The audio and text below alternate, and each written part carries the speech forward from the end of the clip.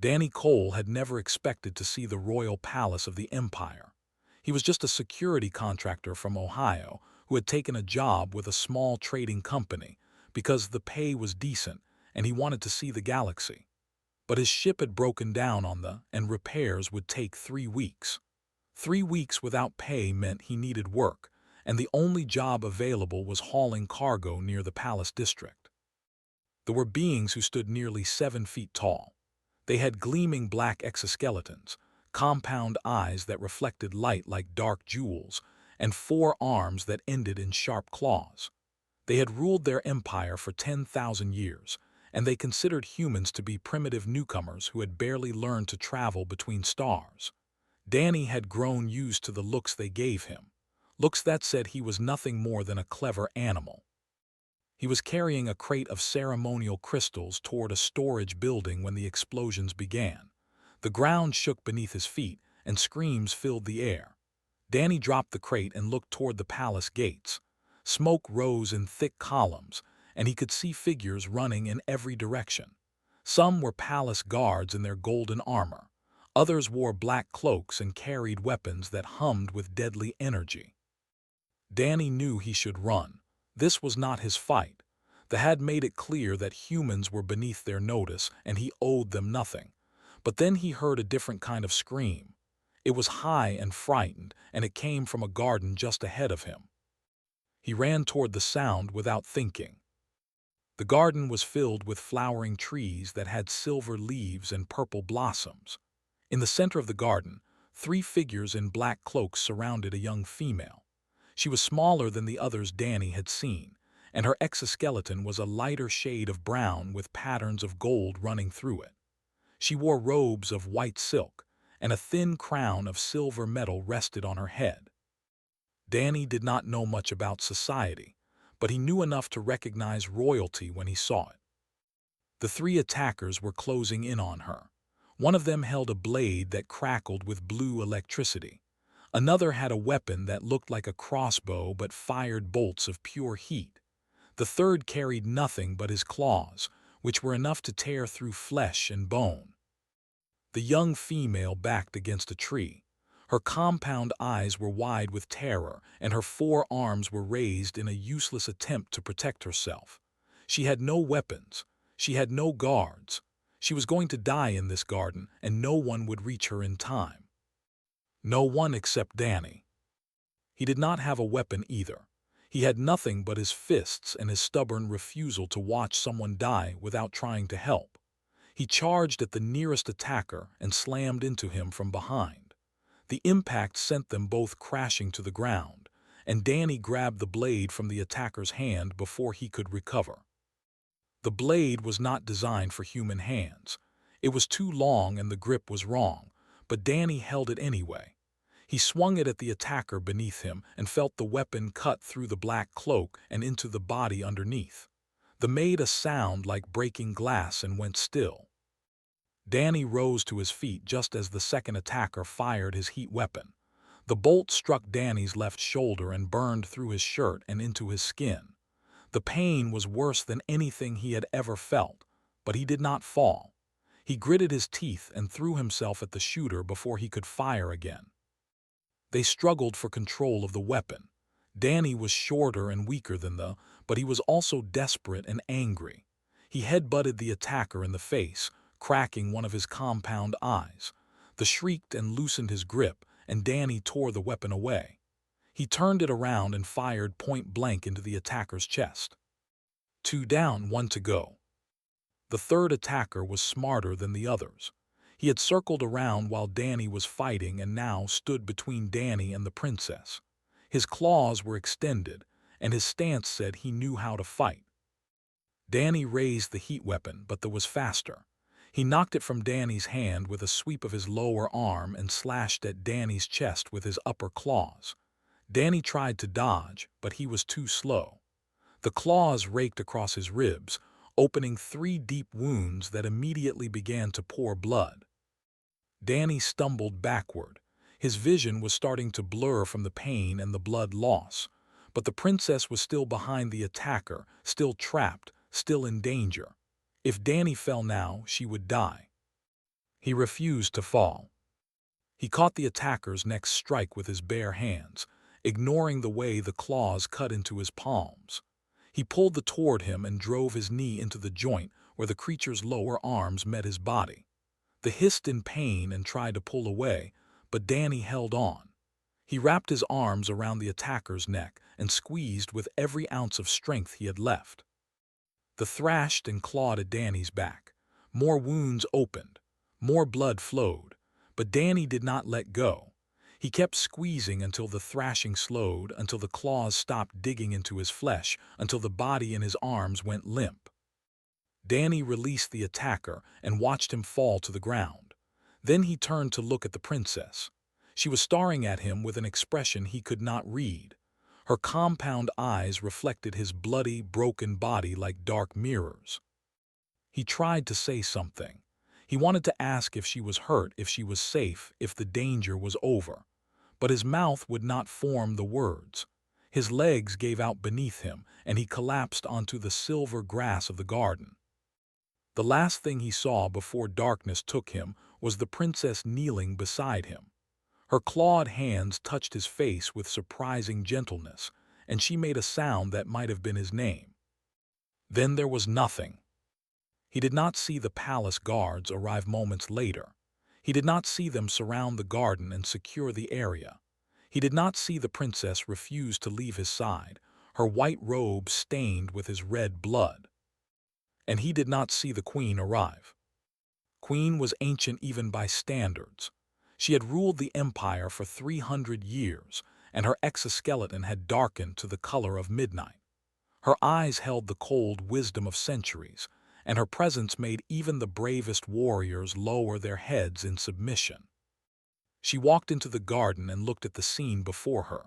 3 dead attackers, her youngest daughter kneeling in the grass, and a human male lying in a pool of his own blood, his body torn and broken from a fight he should never have survived. The queen stood over Danny's unconscious form for a long moment. Her advisors waited for her command. They expected her to order the human removed, perhaps to a medical facility, perhaps to a cell for questioning. Humans were not supposed to be this close to the royal family. But the queen said nothing about removal or cells. Instead, she looked at her daughter and asked a single question. "He did this for you?" The princess nodded. She could not explain what she had seen. The human had appeared from nowhere and thrown himself at 3 trained killers without hesitation. He had fought with a ferocity that should have been impossible for such a fragile species. He had bled and suffered and refused to stop until she was safe. The queen looked down at Danny again. Something stirred in her chest, something she had not felt in a very long time. She did not have a name for it yet, but she knew that this human had done something no one would ever do. He had nearly died for a stranger. "Take him to the royal medical wing," the queen commanded. "He is to receive the finest care available, and when he wakes, bring him to me." Her advisors exchanged confused glances, but none of them dared to question her. They carried Danny away, leaving a trail of blood on the silver grass. The queen remained in the garden for a moment longer. She looked at the blood on the ground, at the bodies of the attackers, at the spot where a simple human had stood against impossible odds. For the first time in 200 years, she felt something she could not explain, and she wanted to understand it. Danny woke to the sound of machines humming softly around him. He opened his eyes and saw a ceiling made of some kind of dark metal that reflected light in strange patterns. The air smelled clean and slightly sweet, like flowers he did not recognize. He tried to sit up, but his body protested. Pain flared across his chest, his shoulder, his hands, his back. He groaned and fell back against the bed, breathing hard. "Easy," a voice said from somewhere to his right. "You are still healing." Danny turned his head and saw a in white robes standing beside a panel covered in glowing symbols. It was smaller than most he had seen, and the way it moved suggested it was some kind of doctor or healer. "Where am I?" Danny asked. "The Royal Medical Wing," the healer replied. You have been unconscious for 3 days. Your injuries were severe. A normal human would have died from the blood loss alone." Danny looked down at his body. He was wrapped in bandages that seemed to glow faintly with some kind of healing energy. He could feel his wounds beneath them, but the pain was duller than it should have been. "The princess," Danny said, "is she safe?" The healer made a sound that might have been surprise. "You nearly died, and your first question is about her safety. The princess is unharmed. You protected her." Danny let out a breath he did not know he had been holding. Good, that was good. He had not failed. The healer studied him with those strange, compound eyes. "You are a curious creature, human. I have treated warriors who complained about minor scratches. You have wounds that would make most beings scream, and you ask about someone else." Danny did not know what to say to that. He just shrugged, which hurt more than he expected. The healer left after checking his bandages and adjusting something on the glowing panel. Danny lay alone in the quiet room, staring at the ceiling and wondering what would happen next. He had saved a princess. In the stories he had read as a child, that usually meant a reward or a title or at least a thank you. But this was not a story, and they did not think of humans as heroes. They thought of humans as animals who had learned to use tools. He expected to be questioned, maybe accused of something. He expected to be sent away as soon as he could walk. What he did not expect was for the door to open and for the princess herself to walk through it. She was smaller than he remembered, though still taller than him. Her golden-brown exoskeleton gleamed in the soft light, and she had changed from her blood-stained white robes into something pale blue and flowing. Her silver crown was gone, replaced by a simple band of gold around her head. "You are awake," she said. Her voice was softer than the healer's, with a musical quality that made Danny think of wind chimes. "Yeah," Danny replied, "just woke up. How long have you been waiting?" The princess moved closer to his bed. "Since they brought you here, I wanted to be present when you opened your eyes. I wanted to thank you." Danny felt uncomfortable with her gratitude. He shifted on the bed, wincing at the pain. "You do not need to thank me. Anyone would have done the same." "No," the princess said firmly, "they would not. I have studied your species, human. I know that you can be brave. But I also know that bravery has limits. You had no weapon. You had no armor. You had no reason to help me except that I needed help. My own guards would not have done what you did." Danny did not know how to respond to that. He looked away from her intense gaze and focused on the wall instead. The princess sat down on a chair beside his bed. "Among my people, saving a member of the royal bloodline creates a debt, a life debt. It cannot be ignored or dismissed. You saved my life, human. By our law, you are owed a great reward." "I do not need a reward," Danny said. "I just did what felt right." The princess tilted her head in a gesture that seemed curious. "That is what fascinates me about you. You did not calculate the risk or the benefit. You simply acted. My people would never do such a thing. We weigh every action against its cost. To risk death for a stranger would be considered madness among the—" Danny finally looked at her again.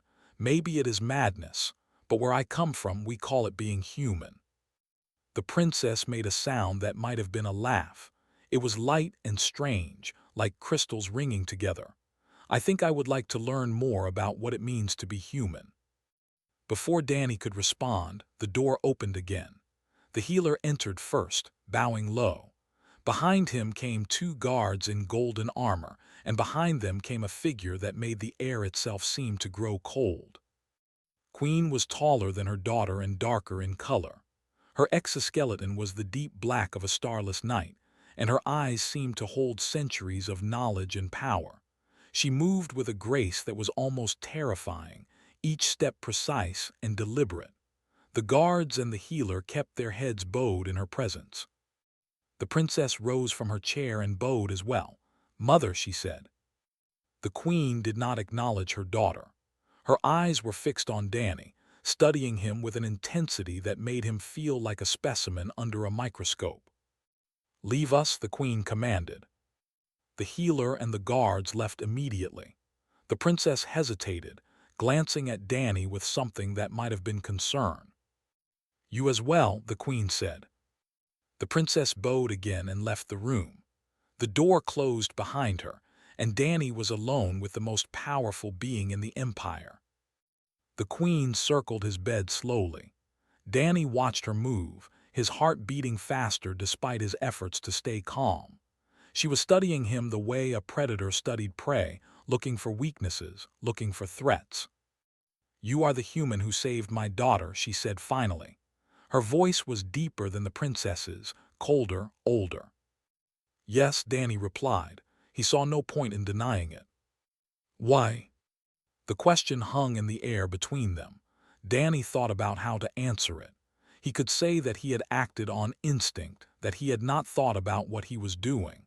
He could say that he had hoped for a reward, that he had calculated the potential benefits. But none of those answers were true. "Because she needed help," Danny said simply, "and I was there." The queen stopped circling. She stood at the foot of his bed and looked at him with those ancient, unreadable eyes. "That is not an answer," she said. "That is a statement of fact. I want to know why you chose to help her. What did you hope to gain?" "Nothing," Danny said. "I did not hope to gain anything. I saw someone in danger and I tried to save them. That is all." The queen was silent for a long moment. When she spoke again, her voice had changed. It was still cold, but there was something underneath the coldness, something that sounded almost like confusion.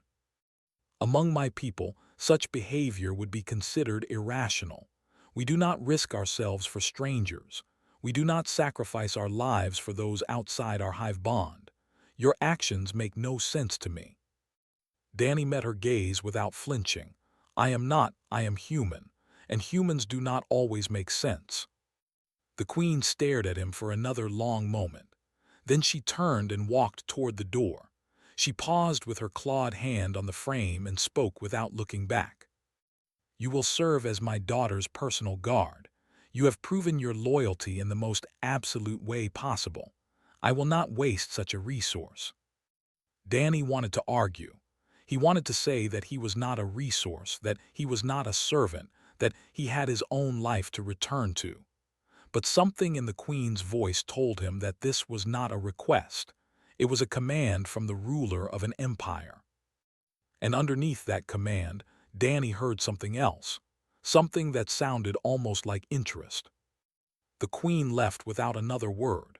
Danny lay in his bed, surrounded by machines and bandages and questions he could not answer. He had come to this world as a nobody, a cargo hauler waiting for his ship to be repaired. Now he was being drawn into something much larger, something he did not understand. And somewhere in the back of his mind, he could not stop thinking about the way the queen had looked at him, like he was a puzzle she wanted to solve, like he was something she had never seen before, like he was something she wanted. 3 weeks passed, and Danny learned what it meant to live in the royal palace. His wounds healed faster than they should have, thanks to the advanced medicine of the empire. The scars remained, pale lines across his chest and back and hands, but the pain faded to a dull memory. He was given quarters near the princess's chambers, a small room with a bed that was too large and windows that looked out over gardens filled with alien flowers. He was given armor as well. It was lighter than anything he had worn before, made from some kind of metal that seemed to flow like water when he moved. The palace smiths had to adjust it several times to fit his human body, but eventually it settled against his skin like a second shell. He felt strange wearing it. He felt like someone pretending to be a warrior. But Princess did not treat him like a pretender. She treated him like a friend. Each morning, Danny would meet her in the gardens where he had nearly died. She would walk among the silver trees and purple flowers, and he would walk beside her, watching for threats that never seemed to come. The hollow brood had gone quiet after their failed attack, and the palace guards had doubled their patrols. Danny's presence was almost unnecessary. But the princess wanted him there, so he stayed. She asked him endless questions about Earth. She wanted to know about the oceans and the mountains and the cities that stretched toward the sky. She wanted to know about human families and human friendships and human love. Danny answered as best he could, telling her about his childhood in Ohio, about his parents who had died when he was young, about the jobs he had worked before he joined the trading company. "Your life sounds difficult," the princess said one morning. "You lost your parents. You had to work to survive. You had no hive to support you." Danny shrugged. "It was not so bad. I had friends. I had people who cared about me. That is what matters." The princess tilted her head in that curious way she had. "Friends. This is a concept I struggle to understand. Among my people, we have allies and servants and family, but friends seem to be something different." Danny thought about how to explain it. A friend is someone who chooses to be in your life. Not because they have to, not because they want something from you, just because they like who you are. The princess was quiet for a moment. Then she looked at him with her dark compound eyes. "Are we friends, Danny Cole?" The question surprised him. He had not thought about their relationship in those terms. She was a princess. He was a guard. The distance between them should have been impossible to cross. But she had sat beside his bed while he was unconscious. She had thanked him with genuine emotion. She had spent weeks talking to him like he was a person rather than a servant. "Yeah," Danny said slowly, "I think we are." The princess made that crystalline laughing sound again. "Good. I have never had a friend before. I think I like it." Their friendship grew over the following days. Danny taught her how to play poker with a deck of cards he had brought from Earth. She was terrible at it at first, unable to hide her reactions behind her alien features. But she learned quickly, and soon she was beating him more often than not. "I am starting to think your people are not as primitive as we believed," she told him after winning 5 hands in a row. Danny laughed. "We have our moments." But the quiet days did not last. Danny began to notice things that troubled him. Guards who whispered in corners and fell silent when he approached. Servants who looked at him with something that might have been fear or might have been hatred. Messages that were delivered in sealed containers that the princess was not allowed to open. And then there were the summons from the queen.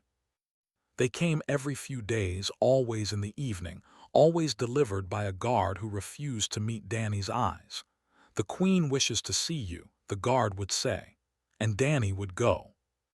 The first few meetings were formal. The queen would sit on a smaller throne in her private chambers, and Danny would stand before her while she asked questions. She wanted to know about his background, his training, his skills. She wanted to know about human society and human customs and human behavior. But the meetings grew longer.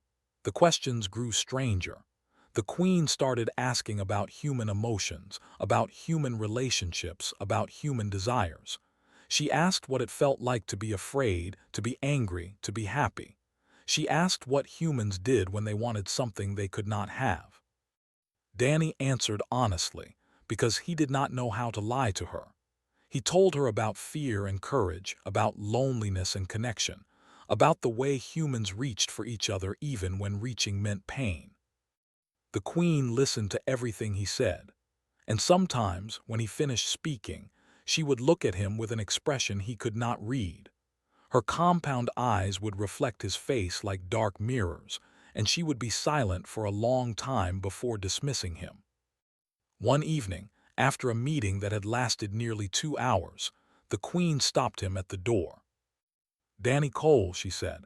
His name sounded strange in her voice, like she was tasting each syllable. "Yes, Your Majesty." "When you look at me, what do you see?" Danny thought about the question.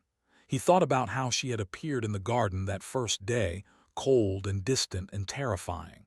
He thought about how she had looked at him in the medical wing, curious and calculating. He thought about all the meetings since then, the way she had slowly revealed tiny pieces of herself between the questions and commands. "I see someone who has been alone for a very long time," Danny said. "Someone who has forgotten what it feels like to be anything other than a queen." The queen did not respond. She simply watched him with those ancient eyes, and Danny felt something pass between them, something he could not name. Then she dismissed him, and he walked back to his quarters with his heart beating faster than it should have been. That night, a message arrived in his room. It was not from the queen or the princess.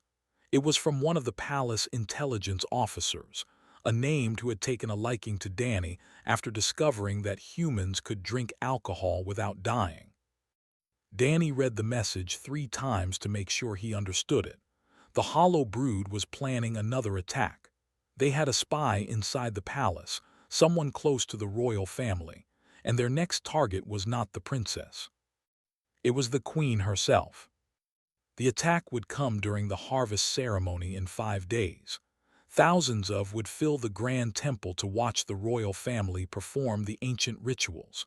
Security would be tight, but not tight enough. The Hollow Brood had found a way inside, and they were going to kill the queen in front of her entire empire. Danny knew he should report this to the intelligence officers through proper channels. He knew he should follow protocol and let the professionals handle it. But protocol meant delays, meant committees, meant conversations with officials who did not trust humans and would not listen to his warnings. He went to the queen directly. She was in her private chambers when he arrived, reading something on a glowing tablet. Her guards tried to stop him, but she waved them away and allowed him to enter. Danny told her everything. He showed her the message and explained what it meant. He watched her face as she absorbed the information, looking for some sign of fear or concern. He saw nothing. Her expression remained cold and distant, as unreadable as it had been the first time he saw her. But when she spoke, her voice was different, softer, almost warm. "You came to me directly," she said. "You bypassed my advisors and my commanders. You risked their anger to bring me this warning." "I thought you needed to know," Danny said. "I thought the warning would mean more coming from someone who had already proven his loyalty." The queen set down her tablet and rose from her chair. She walked toward him slowly, and Danny fought the urge to step backward. She stopped when she was close enough that he could have reached out and touched her. "Among my people," she said quietly, "to look directly into another's eyes is either a challenge or an invitation." Danny realized suddenly that she had been meeting his gaze throughout every conversation they had ever had. He had assumed it was a sign of power, a way of asserting dominance. But now he understood that it might mean something else entirely. "I'm not challenging you," Danny said. The queen made a sound that was almost like a laugh. "No, you are not." She turned away from him and walked back to her chair. When she sat down, some of the warmth had faded from her voice, replaced by the cold authority of a ruler. "Thank you for bringing me this information," she said. "I will see that it is handled appropriately. You are dismissed." Danny bowed and left her chambers. But as he walked through the dark corridors of the palace, he could not stop thinking about the way she had looked at him, like he was something precious, like he was something she wanted to keep. And for the first time, Danny wondered if he wanted the same thing. The Grand Temple was older than the empire itself. It had been built by the ancestors of the current rulers, beings who had the stars and the cycles of growth and decay. Its walls rose hundreds of feet into the air, covered in carvings that told the history of a civilization spanning 10,000 years. Its floor was made of black stone that reflected the light of 10,000 candles, creating the illusion that the gathered crowds were walking on a sea of fire. Danny stood near the raised platform where the royal family would perform the harvest ceremony. He wore his armor and carried a weapon the palace smiths had made for him, a blade designed for human hands that could cut through exoskeletons like paper. He hoped he would not need to use it.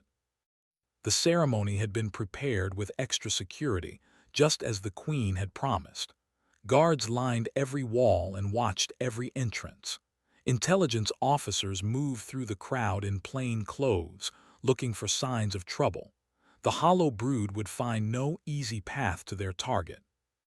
But Danny still felt uneasy. The intelligence reports had suggested 3 attackers, maybe 4. That was not enough to overcome the security measures in place. Either the Hollow Brood had a plan he could not see, or they had more resources than anyone suspected. Princess stood beside him, dressed in ceremonial robes of deep purple that marked her as a member of the royal bloodline. She had wanted to stay in her chambers, away from the danger, but the queen had insisted that all members of the family must attend. To do otherwise would show fear, and they did not show fear. "Are you scared?" Danny asked quietly. The princess glanced at him, a little, "but I feel safer with you here." Danny wished he could share her confidence. He scanned the crowd again, looking for anything out of place. The gathered were dressed in their finest clothes, their exoskeletons polished and gleaming. They chatted and laughed and waited for the ceremony to begin. None of them seemed aware of the danger. Then the queen arrived. She entered through the main doors, flanked by her personal guards and followed by her advisors. The crowd fell silent as she passed, every head bowing in respect. She wore robes of pure white that seemed to glow in the candlelight, and a crown of twisted silver sat upon her head. She looked like something from a legend, ancient and powerful and beautiful in a way that had nothing to do with human standards. Danny watched her climb the steps to the platform. She moved with the same precise grace he had come to recognize, each step measured and deliberate. When she reached the top, she turned to face her people, and her voice rang out across the temple like the toll of a great bell. The harvest ceremony began. Danny did not understand the words she spoke. They were in an ancient dialect that even Princess struggled to follow, but he understood the meaning behind them. The ceremony was a celebration of life and death, of the cycles that governed all things. The queen was thanking the universe for another year of prosperity and asking for blessings in the year to come. The crowd watched in reverent silence. The guards maintained their positions. Everything seemed peaceful. And then Danny saw it. 3 of the guards near the platform were not watching the crowd. They were watching the queen. Their hands rested on their weapons, and their bodies were tense with anticipation. Danny recognized the posture. He had seen it before in the garden, in the moments before violence erupted. He opened his mouth to shout a warning, but he was too slow. The 3 guards drew their weapons and charged at the queen. One of them held a neural blade that crackled with deadly energy. Another had some kind of projectile weapon. The third carried nothing but his extended claws. The crowd screamed and scattered. The loyal guards tried to respond, but they were out of position, too far away to reach the platform in time. The queen stood alone at the top of the steps, facing 3 assassins with nothing but her ceremonial robes. Danny ran. He crossed the distance in seconds, pushing through the panicking crowd with desperate strength. He reached the steps just as the lead assassin raised his neural blade for the killing strike. Danny tackled him from the side. They crashed together onto the platform, rolling across the black stone in a tangle of limbs and weapons. The neural blade slashed across Danny's chest, cutting through his armor and into the flesh beneath. The pain was sharp and electric, spreading through his body like fire. But Danny did not stop. He grabbed the assassin's arm and twisted, using the momentum of their fall to wrench the blade free. The weapon clattered away across the platform, spinning out of reach. The second assassin fired his projectile weapon. Danny threw himself to the side, and the bolt passed close enough to singe his hair. He grabbed the fallen neural blade and hurled it at the shooter. The throw was clumsy, but the blade caught the assassin in the shoulder, and he stumbled backward with a shriek of pain. The third assassin reached the queen. His claws were raised, ready to tear into her throat. Danny had no time to think. He threw himself between them, taking the full force of the attack on his own body. The claws punched through his armor and into his chest. Danny felt something break inside him, something important. Blood filled his mouth, hot and metallic. His vision began to blur at the edges. But he did not fall. He grabbed the assassin's arms and held them in place, preventing him from pulling his claws free. The queen was behind him, unharmed, protected by his broken body. That was all that mattered. The loyal guards finally reached the platform. They overwhelmed the injured shooter and pulled the third assassin away from Danny. The crowd had stopped screaming, replaced by a stunned silence that filled the temple like fog. Danny stood swaying on his feet, blood pouring from the holes in his chest. He could feel his strength fading, his body giving out. But he would not fall until he knew the queen was safe. He turned to look at her. She was staring at him with an expression he had never seen before. Her compound eyes were wide and her 4 arms hung limp at her sides. She looked shocked. She looked afraid. She looked at him like he was the only thing in the universe that mattered. "Are you hurt?" Danny managed to ask. His voice came out as a wet gurgle, barely recognizable. The queen did not answer. She stepped forward and caught him as his legs finally gave out. She held him against her thorax, her clawed hands gentle on his broken body.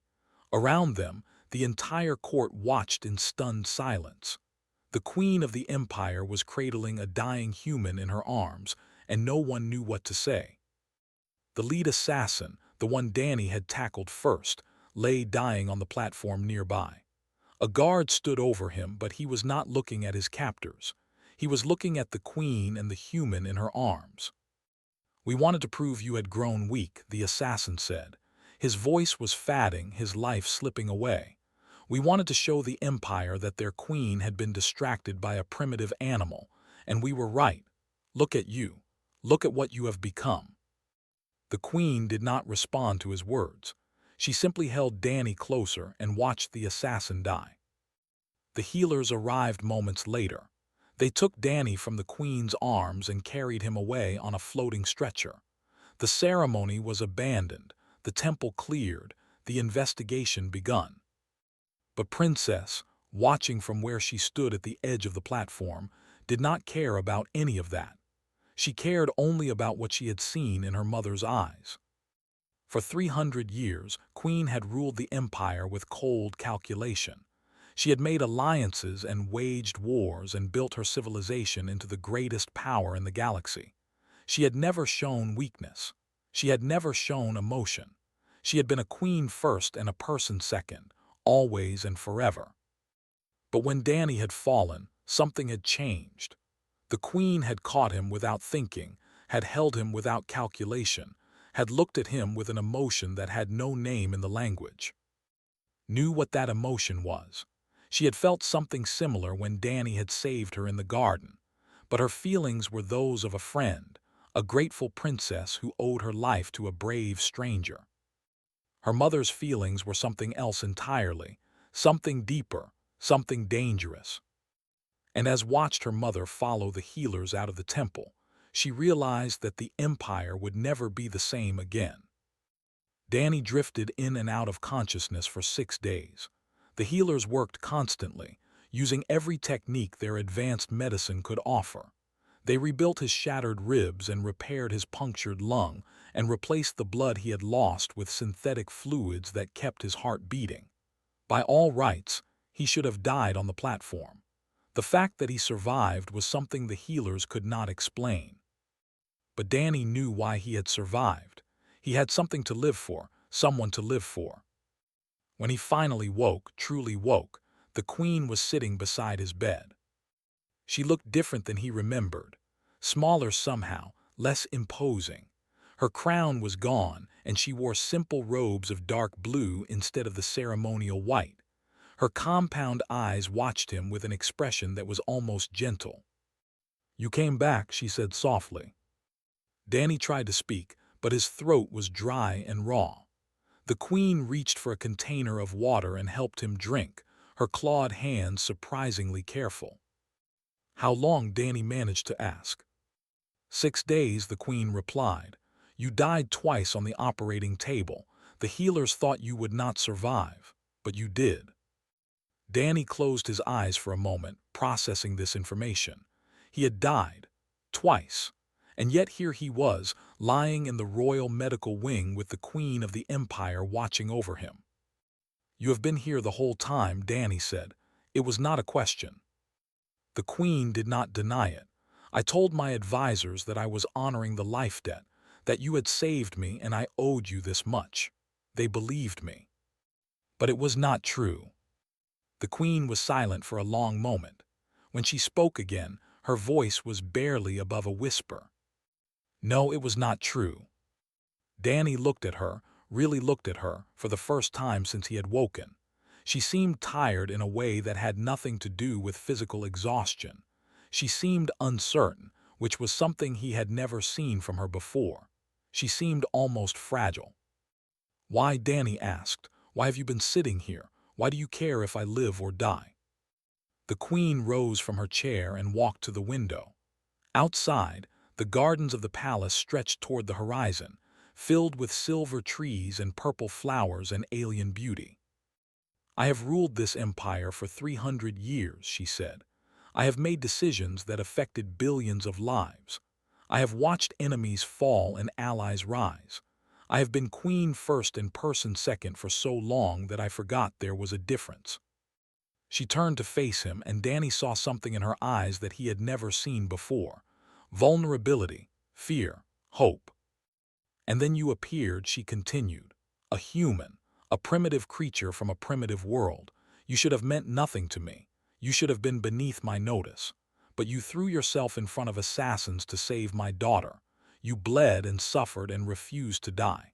You looked at me like I was a person instead of a symbol. And for the first time in centuries, I felt something I could not calculate or control."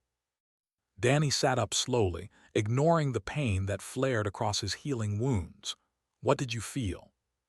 The queen made a sound that was almost like a laugh, but there was no humor in it.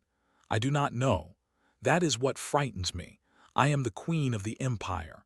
I am supposed to know everything, to control everything, to be above everything. But when I look at you, I feel like a fool who understands nothing at all." Danny swung his legs over the side of the bed and stood up. His body protested, but he ignored it. He walked toward the queen, slowly, carefully, until he was standing close enough to touch her. "Maybe that is a good thing," he said. "Maybe feeling like a fool is how you know something is real." The queen looked at him with those ancient, dark eyes. "Among my people, bonds are formed through calculation. We choose partners who will strengthen our bloodlines, who will bring political advantage, who will serve our purposes. We do not choose based on feeling. We do not choose based on desire." "But you want to choose me." The queen was silent. Her forearms hung at her sides and her body was completely still. She looked like a statue carved from midnight. Then slowly she reached out with one clawed hand and touched his face. Her touch was light, almost tentative, like she was afraid he might break. "Yes," she said, "I want to choose you. I do not know why. I do not know what it means. But I want you, Danny Cole. I want you in a way I have never wanted anything before." Danny took her hand in his, careful of the claws, and held it against his chest. She could feel his heart beating through his thin medical gown, strong and steady despite everything he had been through. "Where I come from," he said, "we start with that and figure out the rest together." The door to the medical wing opened, and Princess stepped inside. She stopped when she saw them standing together, her mother's hand pressed against Danny's heart. Danny expected her to be shocked or angry or afraid. Instead, she smiled. It was a strange expression on her alien face, but Danny had learned to recognize it over the weeks they had spent together. "I knew it," the princess said. "I knew there was something between you." The queen pulled her hand away from Danny's chest, but she did not step back. She turned to face her daughter with an expression that was part embarrassment and part defiance. She said, "This is not what it appears." "Yes, it is," the princess replied, "and I think it is wonderful." The next morning, Queen called a full court assembly in the throne room. Every noble, every advisor, every official of importance gathered to hear her speak. They expected her to address the attack, to announce punishments, to reassure her people that the empire was safe. Instead, she announced that Danny Cole would be granted the title of Royal Champion. It was a position that had not existed in 400 years, reserved for warriors who had proven themselves beyond all doubt. It placed him outside the normal hierarchy, answerable to no one except the queen herself. The court erupted in confusion and protest. A human could not hold such a title. A human could not stand equal to the nobility. This was unprecedented, impossible, unacceptable. But Queen silenced them with a single raised hand. "This human has saved my daughter," she said, her voice carrying across the throne room like thunder. "This human has saved me. Twice he has bled for the royal family. Twice he has nearly died protecting us. He has earned this title and more. Anyone who disagrees is welcome to challenge me for the throne." No one challenged her, no one dared. After the assembly, the queen summoned Danny to her private chambers. She stood by the window, looking out at the gardens where everything had begun. "The court will never accept this," Danny said. "They will never accept me." The queen turned to face him. Her expression was calm, but her eyes held something fierce and bright. "I do not care what they accept," she said. "I have spent 300 years caring about what others think. I have made every choice based on politics and power and calculation. But you taught me that there are other ways to choose, other reasons to act." She walked toward him, her movements slow and deliberate. When she reached him, she took his hand in hers. "I cannot name what I feel for you," she said. "I do not know if it is love or desire or something else entirely, but I know that I will not send you away. I know that I want you beside me, and I know that whatever this is, it is worth fighting for." Danny squeezed her hand gently. "That sounds like a good place to start." Across the palace, Princess watched from a doorway as her mother, the most powerful being in the empire, allowed a human to stand at her side as an equal. She finally understood what the ancient scholars had meant when they wrote that humans were dangerous. Not because of their weapons or their technology, not because of their strength or their numbers. Because they made other species feel things they had forgotten how to feel. Because they reached out across impossible distances and made connections that should not exist. Because they loved fiercely and fought desperately and refused to give up, even when everything was against them. Humans were dangerous because they were human. And now, one of them had captured the heart of a queen. Smiled and walked away, leaving her mother and the human to discover what came next. Whatever it was, she knew it would change the empire forever. And she could not wait to see it happen.